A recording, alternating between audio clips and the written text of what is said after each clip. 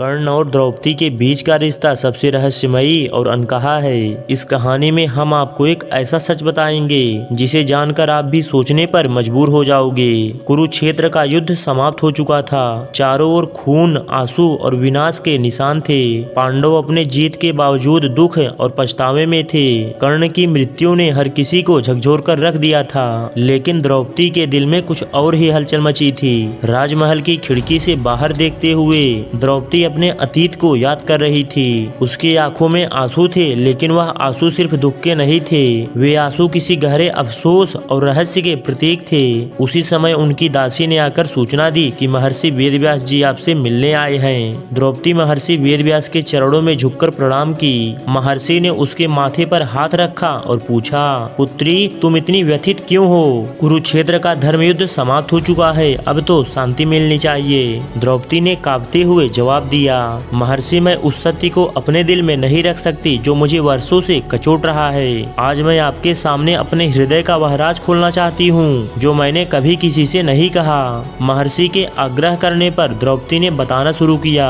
महर्षि उस दिन की बात है जब मेरा स्वयंवर आयोजित हुआ था। मैं उस समय अर्जुन को अपने पति के रूप में पाने के लिए आशाविंत थी, लेकिन उसी सभा में जब कर्ण ने धनुष उठाया तो मेरा मन एक पल के लिए विचलित हो गया।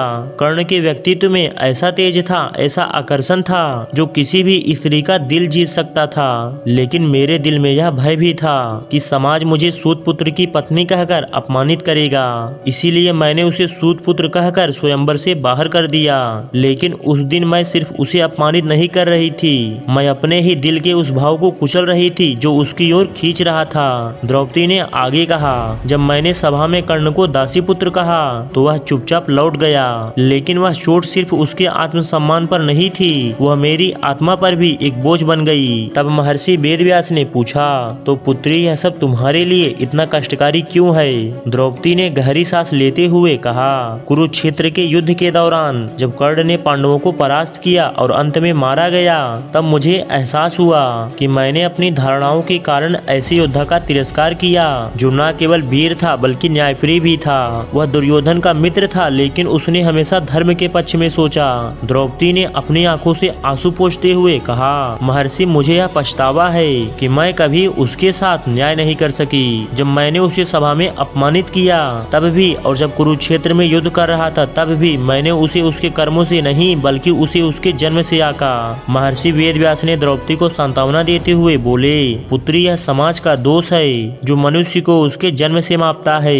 कर्ण ने तुम्हारे शब्दों का घाव सहा, लेकिन वह हमेशा अपने धर्म और कर्तव्य से कभी नहीं डगमगाया, यही उसे महान बनाता है। महर्षि ने आगे कहा, पुत्री तुम्हारे मन का यह सत्य, यदि कर्ण युद्ध से पहले जाना होता तो शायद कुरुक्षेत्र का परिणाम कुछ और होता। तुम्हारे हृदय का यह भाव यदि उसे मालूम होता तो वह यह समझ पाता कि उसके भीतर भी किसी ने उसे समझा। द्रौपदी ने अपने आंसुओं को पोंछते हुए कहा, महर्षि आज के बाद मैं इस समाज के धारणाओं के खिलाफ खड़ी रहूंगी। मैं हर उस इंसान के लिए आवाज उठाऊंगी जिसे जन्म के आधार पर आंका जाता है। यह मेरे कर्ण को सच्ची श्रद्धांजलि होगी। यह कहानी हमें महाभारत के सबसे रहस्यमयी पात्रों में से एक कर्ण और द्रौपदी के अनकहे रिश्ते को समझने का अवसर देती है। यह सिखाती है कि हमारे समाज की धारणाएं कैसे जीवन को प्रभावित करती हैं। कर्ण और द्रौपदी का राज न केवल महाभारत का हिस्सा है बल्कि यह आज भी हमें सोचने पर मजबूर करता है।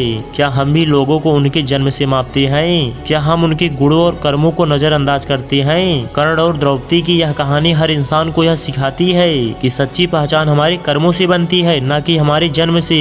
यह कहानी आपको कैसी लगी एक कमेंट करके जरूर बताएं, और अगर अभी तक इस चैनल को सब्सक्राइब नहीं किए हो तो प्लीज इसे सब्सक्राइब करके बेल आइकन को दबा लो।